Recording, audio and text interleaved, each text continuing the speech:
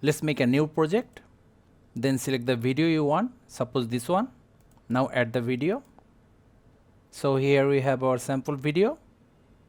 Then go to effect, video effect, then search for blur, this one, single tap, then another tap. We can adjust the blur here, then check it. Give the effect same length as our video.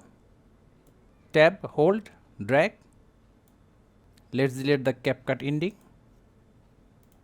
Now move to the start of the video again. Go back. Select overlay, add overlay, add the same video again. Now search for cutout. Remove background.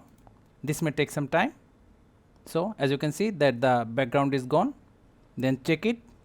Now go back. To control the blur, go to effect again.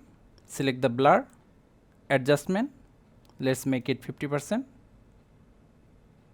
30%. Suppose we are happy with this, check it. So guys, that's how easily we can blur the background of a video in CapCut. Thank you guys for watching. Have a good day.